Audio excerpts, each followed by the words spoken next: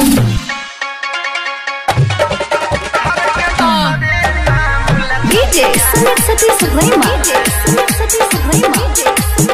नाम हो तोहार? डीजे मुकेश राज राज राज। कहाँ घर बा तोहार हो? अमाटोल मारलक वैसन मतिया धर के दोसरे नाम ला छतिया ये सोना। डीजे मुकेश दीवाना मारलक वैसन मतिया धर के दोसरे नाम ला छतिया ये सोना। ये सोना दोसरे नाम ला छतिया ये सोना। ये सोना कोनो जगनिया चलाई दिलक हमारा पर टोना। ये सोना कोनो जगनिया चलाई दिलक हमारा पर टोना। मारलक वही सनमतिया धर के दोसरे नाम ला छतिया ये सोना। ये सोना दोसरे नाम ला छतिया ये सोना।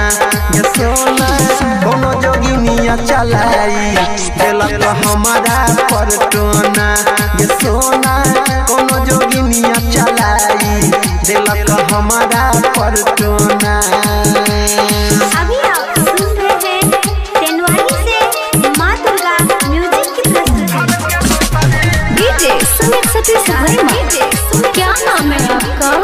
डीजे मुकेश कहाँ घर है? अमाटोल पुन्नाही चौक। केकरा नजर में गरल हमर तोहर प्यार गे। सातो जन्म के सपना भेल बेकार गे। केकरा नजर में गरल हमर तोहर प्यार गे। सातो जन्म के सपना भेल बेकार गे।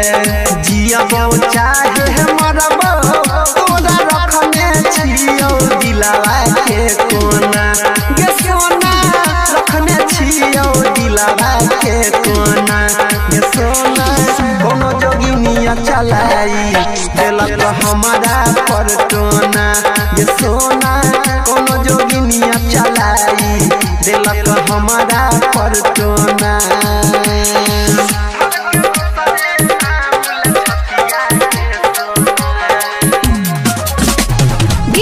सुमित सतीश। आपका नाम क्या है? और आपका? डीजे मुकेश राज राज राज। कहाँ घर है? अमाटोल मोबाइल नंबर 9021676653। काहे ना सोहैल सनहिया काश परवाना के। कि हम बिगड़ली चाहे कोई जमाना के। काहे ना सोहैल सनहिया काश परवाना के।